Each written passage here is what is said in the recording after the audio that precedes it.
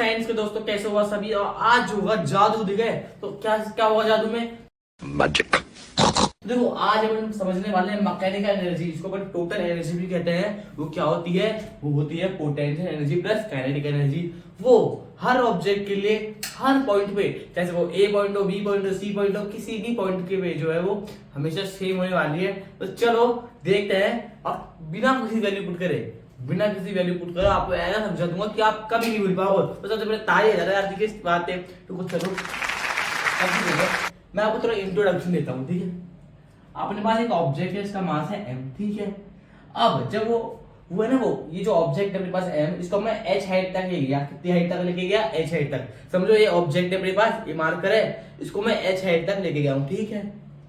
अब जब ये मार्कर गिर रहा था, यानी जब ये ऑब्जेक्ट गिर रहा था, तो मैंने इसकी फोटो खींची। क्या खींची? फोटो खींची, ठीक है। अब ये मैंने अलग अलग पॉइंट पे इसकी फोटो खींची। जब ये पॉइंट बी पे पहुंच गया था, फिर ये सी पे पहुंचा, ठीक है। इस ए पॉइंट से लेकर बी पॉइंट तक की हाइट अपने पास x है, और बी से लेकर सी तक की हाइट अपने पास h माइनस x है। इतना तो बेसिक है यार, समझ में आ जाएगा डायग्राम देख के, ठीक है। अब पॉइंट ए पे बात करेंगे पोटेंशियल एनर्जी की। क्या करेंगे? पोटेंशियल एनर्जी की पहले बात करेंगे, ठीक है। पॉइंट ए पोटेंशियल एनर्जी होती है अपने पास, पोटेंशियल एनर्जी का अपने पास फॉर्मूला होता है mgh। और मैंने क्या कहा था, बिना कोई वैल्यू पुट करेंगे तो अपन किसी भी चीज की वैल्यू पुट नहीं करेंगे। हाँ, अपन को भी किसी चीज की वैल्यू देनी रहती है, पर हाँ अपन को g की वैल्यू दे पता है 9.8 होती है, पर अपन बिना वैल्यू पुट करेंगे, ठीक है। अब mgh हो गया। अब काइनेटिक एनर्जी देखो, अब ये ऑब्जेक्ट किस पे है? रेस्ट पे है, तो काइनेटिक एनर्जी क्या हो जाएगी? 0 हो जाएगी। अब क्या होगा? मैकेनिकल एनर्जी किसके इक्वल होती है? Potential energy plus kinetic energy. तो mgh प्लस 0 करेंगे तो अपने पास mgh ही आ जाएगा, ठीक है। अब अपन बात करेंगे पॉइंट बी की। पॉइंट बी पे थोड़ा बहुत कॉम्प्लिकेट है, पर इतना भी नहीं है, चलो ठीक है। पॉइंट बी पोटेंशियल एनर्जी अपने पास होगी, उसका फॉर्मूला क्या होता है पोटेंशियल एनर्जी का? mgh। अब हाइट क्या लें? जब अपन पोटेंशियल एनर्जी की बात करते हैं ना, तो अपन उसकी ग्राउंड साइड मेजर करते हैं कि ऑब्जेक्ट की हाइट ग्राउंड से कितनी है, ठीक है। तो ये ग्राउंड लेवल है ना। अब ये ऑब्जेक्ट यहाँ पहुंच गया है पॉइंट बी पे, तो ग्राउंड से इसकी हाइट कितनी है? यही तो है मेरे दोस्त, h माइनस x। तो मैंने h माइनस x लिख दिया है। अब इसमें mgh के अंदर h को हटा के h माइनस x लिख दिया है। अब हम मल्टीप्लाई करेंगे, mgh आ जाएगा और mgx आ जाएगा। अभी दोनों से मल्टीप्लाई करके इतना मैथ तो आती हो गया तुम्हें, ठीक है। अब काइनेटिक एनर्जी का फॉर्मूला क्या होता है? Half m v square. अब मुझे v तो कहीं दिख ही नहीं रहा, तो v की वैल्यू को मैं किसी और वैल्यू के साथ सब्स्टिट्यूट कर दूंगा। तो क्या करेगा? हाफ m इस v स्क्वायर को याद कर v स्क्वायर की वैल्यू याद कर। अपन कहां से पुट करेंगे? मोशन की इक्वेशन से पुट कर लेंगे।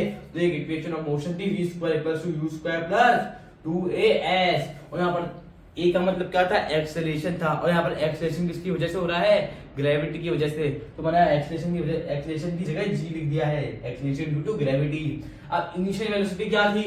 मैंने इस ऑब्जेक्ट को जब छोड़ा तो ये किसकी वजह से गिरा? फ्री फॉल की वजह से गिरा। और फ्री फॉल में जब कोई ऑब्जेक्ट फ्री फॉल की वजह से गिरता है, अपन उसको कोई इनिशियल वेलोसिटी देते ही नहीं है।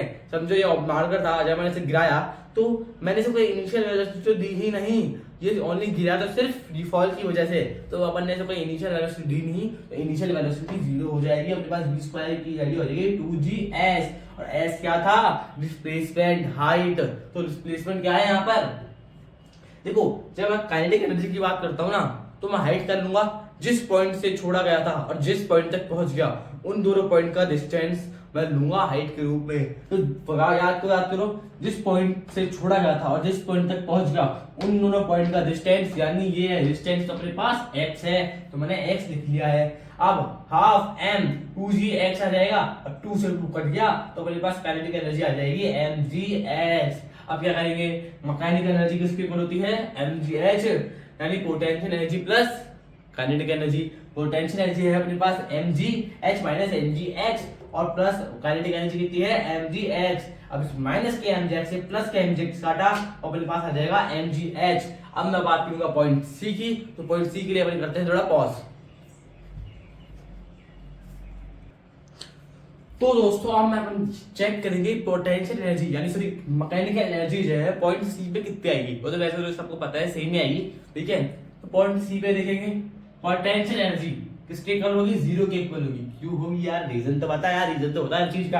अब देख, ये ऑब्जेक्ट पॉइंट सी पे पहुंचा, तो ये बिल्कुल ग्राउंड को समझो बिल्कुल हिट करने वाला है। और जब भी कोई ऐसा केस होता है जो ऑब्जेक्ट ग्राउंड को बिल्कुल हिट करने वाला होता है और ग्राउंड और उसके बीच में डिस्टेंस बिल्कुल ना के बराबर होता है, तब पोटेंशियल एनर्जी जो है बिल्कुल जीरो होती है। तो मैंने जीरो लिख दिया है, ठीक है। अब काइनेटिक एनर्जी किसके इक्वल होगा? काइनेटिक एनर्जी का फॉर्मूला था हाफ एम जी स्क्वायर। वापस से v तो मुझे दिख ही नहीं रहा, तो मैं क्या कर लूंगा, इस v की वैल्यू को सब्स्टिट्यूट कर लूंगा।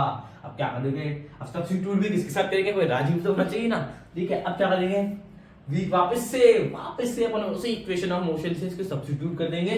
अब v square equals to u square plus 2as v की u तो इनिशियल वेलोसिटी था और वो इनिशियल वेलोसिटी क्या थी, 0 थी, तो इनिशियल वेलोसिटी 0 हो गई। और v स्क्वायर इसके ऊपर आ जाएगा 2gs के, और s क्या था, डिस्प्लेसमेंट क्या लेंगे। अब इसने पूरी क्या कहा था, याद कर, वहां पे जिस पॉइंट से छोड़ा गया और जिस पॉइंट तक पहुंच गया उन दोनों पॉइंट का डिस्टेंस, यानी ए पॉइंट से लेकर सी पॉइंट तक डिस्टेंस, जो अपने पास पूरा h ले लिया अपन से, तो हमने पूरा h ले लिया। अभी आपके पास हो गया 2gh। अब इसे मैंने यहाँ पे पुट करा हाफ m 2 into 2gh, 2 से 2 कट गया, अपने पास काइनेटिक एनर्जी आ जाएगी mgh। अब मैकेनिकल एनर्जी किसके इक्वल होती है, potential energy plus kinetic energy, ठीक है। तो मैंने यहाँ पर पोटेंशियल एनर्जी अपने पास 0 थी, मैंने 0 पुट कर दिया। अब काइनेटिक एनर्जी क्या थी, mgh, मैंने इक्वल्स कर दिया, इक्वल्स अपने पास आ जाएगा mgh। अब मैं अपन इसका लिखूंगा ऑब्जर्वेशन, तो 2 मिनट के पास करते हैं। तो दोस्तों मैंने यहाँ पर आपके लिए पूरा लंबा चौड़ा ऑब्जर्वेशन लिख दिया है, तो चलो इस पे थोड़ा नजर देखते हैं। सबसे पहले मैंने क्या लिखा है, मैकेनिकल एनर्जी इज सेम, भाई मोस्ट इंपॉर्टेंट है, same for all the object. सबके लिए सेम है, ऑल द ऑब्जेक्ट के लिए, हर पॉइंट पे जब भी कोई ऑब्जेक्ट गिरता है, जितनी उसमें मैकेनिकल एनर्जी है, टोटल एनर्जी है, वो हर पॉइंट पे सेम रहती है। मैंने अच्छे से पूरा नहीं लिखा, पर मैंने आप समझ जाओ इतना लिख दिया, same for all the object at every point, यानी वो हर ऑब्जेक्ट के लिए सेम रहती है हर पॉइंट पे। यानी देखो समझ लो कोई ऑब्जेक्ट है जिसके अंदर अगर समझ लो मैकेनिकल एनर्जी 10 है ना, तो हर पॉइंट पे 10 ही रहेगी। ऐसा नहीं है कि इस पॉइंट पे 11 है उस पॉइंट पे 12 है, नहीं नहीं नहीं। मैकेनिकल एनर्जी अगर इस ऑब्जेक्ट में 10 स्टोर हुई है तो हर पॉइंट पे 10 ही होगी, समझे में। अब दूसरी लाइन क्या लिखी है, it tells mechanical energy constant at every point, यानी मैकेनिकल एनर्जी जो है कांस्टेंट है हर पॉइंट पे। कांस्टेंट लिख देना या सेम लिख देना, पर सबसे जो बेटर और जो अकाउंटेबल लगेगा वो लगेगा अपन को कांस्टेंट, तो आप कांस्टेंट लिख देना, ठीक है। और ये जो 2 पॉइंट है सबसे इंपॉर्टेंट है भाई, इसका समझो पूरा कंक्लूजन है ऑब्जर्वेशन का, ठीक है। Energy neither be created nor be destroyed, मैंने बिल्कुल देसी भाषा में लिखा है, आप समझ जाओ बिल्कुल।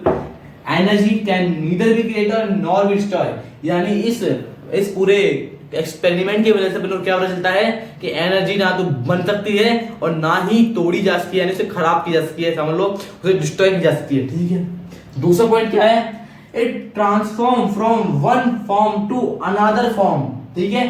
यानी कि वो एनर्जी है ना, समझ लो ये कोई पोटेंशियल एनर्जी है ना, किसी ऑब्जेक्ट का ना कोई पोटेंशियल एनर्जी जब स्टोर होती है ना, तो वही पोटेंशियल एनर्जी फिर काइनेटिक एनर्जी में कन्वर्ट हो जाती है, समझ रहे हो लोग। फिर वो काइनेटिक एनर्जी कभी साउंड एनर्जी में कन्वर्ट हो जाती है, फिर वो साउंड एनर्जी कभी हीट के अंदर कन्वर्ट हो जाती है। तो यानी ये जो एनर्जी है ना, ये बस कन्वर्ट हो सकती है, ऐसा नहीं कि ये डिस्ट्रॉय हो जाएगी, क्रिएट हो जाएगी, नहीं, बस ये कन्वर्ट हो सकती है, ट्रांसफॉर्म हो सकती है, समझ में आ रहा है। यही मैंने यहाँ पर एक लाइन लिखी है। तो आई होप आपको पूरा एक्सपेरिमेंट समझ में आया होगा। मैंने आपको पूरा ऑब्जर्वेशन बताया है यहाँ पर, आप देखें। अगर आपको ये अच्छे, अगर वीडियो अच्छे लगे तो लाइक कीजिएगा, सब्सक्राइब कीजिएगा और अपने दोस्तों का भी थोड़ा भला कर दीजिएगा। तो मिलते हैं चलो नेक्स्ट वीडियो में, तब तक के लिए बाय बाय, टाटा एंड जय हिंद।